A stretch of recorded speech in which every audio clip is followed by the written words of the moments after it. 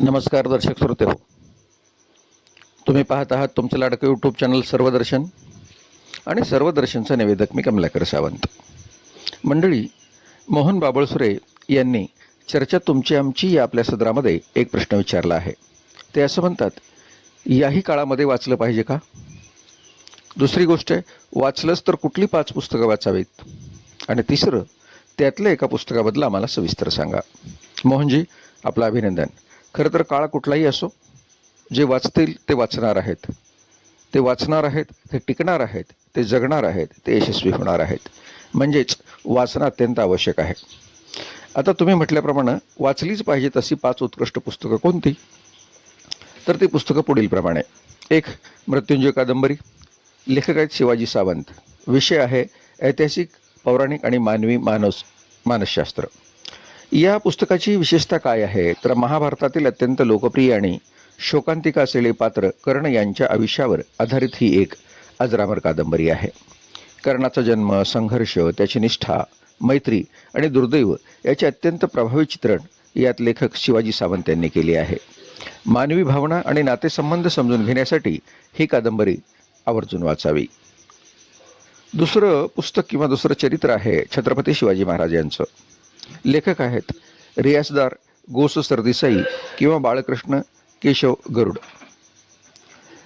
मंडळी, या चरित्राचा विषय आहे इतिहास आणि प्रेरणादायी जीवनचरित्र.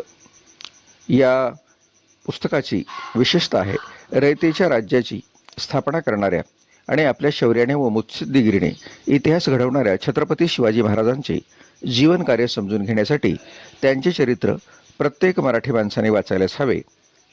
त्यांचे नेतृत्व गुण, स्वराज्याची संकल्पना आणि व्यवस्थापन कौशल्य यातून शिकायला मिळते. तिसरी कादंबरी आहे आणि अर्थात तिसरं पुस्तक आहे ययाती. याचे लेखक आहेत प्रसिद्ध लेखक वि.स. खांडेकर. याचा विषय आहे पौराणिक आणि तत्त्वज्ञान. या कादंबरीची विशेषता काय आहे तर ते ज्ञानपीठ पुरस्कार मिळवणारी ही पहिली मराठी कादंबरी आहे. महाभारतातील राजा ययाती, देवयानी, शर्मिष्ठा आणि कचाच्या कथांच्या आधारे मानवी तृष्णा, वासना आणि असंतोष यावर यात मार्मिक भाष्य केले आहे. माणसाच्या इच्छा कधीच संपत नाहीत आणि भौतिक सुखांपेक्षा त्याग कसा श्रेष्ठ आहे हेही कादंबरी शिकवते. यानंतर एकूण 4थं पुस्तक आणि कादंबरी क्रमांक 4. नाव आहे बनगरवाडी. लेखक आहेत व्यंकटेश माडगुळकर. विषय आहे ग्रामीण जीवन आणि वास्तववादी कथा. या कादंबरीची विशेषता आहे महाराष्ट्रातील दुष्काळी भागातील एका छोट्याशा ओसाड गावात शिक्षणासाठी गेलेल्या एका तरुण शिक्षकाचा अनुभव यात मांडला आहे. तिथल्या लोकांचे साधेभोळे जीवन, अंधश्रद्धा, निसर्गावर असलेली त्यांची भिस्त आणि गरिबीचे वास्तववादी चित्रण माडगुळकरांनी अत्यंत ओघवत्या शैलीत केले आहे. अनुक्रमे 5वं पुस्तक आणि आत्मचरित्र कादंबरी श्यामची आई. लेखक आहेत प्रसिद्ध लेखक साने गुरुजी. विषय आहे संस्कार आणि कौटुंबिक मूल्ये. या कादंबरीचं वैशिष्ट्य असं म्हणता येईल की साने गुरुजींच्या बालपणीच्या आठवणी आणि त्यांच्या आईने म्हणजे यशोदाबाईंनी त्यांच्यावर केलेले संस्कार या पुस्तकाचा मुख्य गाभा आहे. आईची महती, प्रेमाची शिकवण आणि संकटाशी सामना करण्याची ताकद ही पुस्तके आपल्याला शिकवतात. प्रत्यक्षात हे पुस्तक आपल्याला शिकवते. प्रत्येक पिढीतील वाचकासाठी हे एक मार्गदर्शक पुस्तक आहे. पुढेही असं म्हणतात की मोहनराव, यातील एका पुस्तकाबद्दल आम्हाला सविस्तर माहिती सांगा. आता या 5 पुस्तकापैकी मराठी साहित्य विश्वातील अत्यंत लोकप्रिय आणि मानाचे स्थान असलेल्या मृत्युंजय या कादंबरीबद्दलची सविस्तर माहिती आता आपण ऐकूया.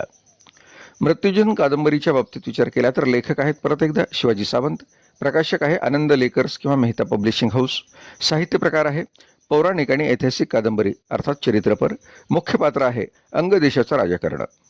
कादंबरीचा विषय आणि मध्यवर्ती संकल्पना. महाभारत हा महाकाव्य ग्रंथ आपल्या संस्कृतीचा एक महत्त्वाचा भाग आहे. या महाभारतातील बहुतांश कथा पांडवाच्या बाजूने किंवा श्रीकृष्णाच्या दृष्टिकोनातून सांगितल्या गेल्या आहेत. मात्र महाभारतातील सर्वात शोकांतिका आणि महान पात्र ठरलेल्या कर्ण याच्या बाजूने त्याचा संपूर्ण जीवन प्रवास मांडण्याचे मोठे शिवधनुष्य लेखक शिवाजी सावंत यांनी या कादंबरीत पेलले आहे. कर्णाचा जन्म, अवहेलना, त्याचा पराक्रम, कौंतेय असण्याचे सत्य लपून राहणे आणि शेवटी महायुद्धात सर्वस्व गमावणे या संघर्षाची गाथा आहे.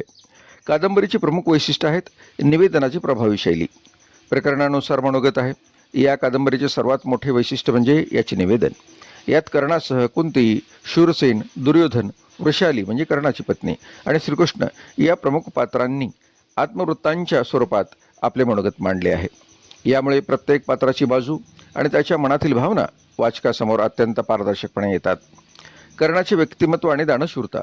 दानशूर कर्ण ही त्याची जगजाहीर ओळख असली तरी तो एक श्रेष्ठ धनुर्धर, अत्यंत निष्ठावान मित्र म्हणजे दुर्योधनाचा खरा आधारस्तंभ, आदर्शपती आणि प्रेमळ पिता होता. हे पैलू लेखक अत्यंत सुंदरपणे उजेडात आणतात. अखंड संघर्ष. जन्मापासून मिळालेला सुतपुत्र हा शिक्का पुसून काढण्यासाठी आयुष्यभर जीवाचे रान करावे लागले आणि त्यामुळंच कर्णाचा यातला प्रवास हा वाचण्यायोग्य आहे. समाजाने त्याच्या गुणवत्तेपेक्षा त्याच्या जातीला अधिक महत्त्व दिले तरीही त्याने कधीही धैर्याचा त्याग केला नाही, ही आम्हाला शिकवण आहे. हा मानवी लढा वाचकाला सुन्न करतो आणि प्रेरितही करतो. साहित्यिक मूल्य आणि पुरस्काराचा विचार केला तर मृत्युंजय हे केवळ एक पुस्तक नसून मराठी साहित्यसृष्टीतील एक महाकाव्य मानले जाते. या पुस्तकासाठी लेखक शिवाजी सावंत यांना अनेक प्रतिष्ठित पुरस्कारांनी सन्मानित करण्यात आले आहे.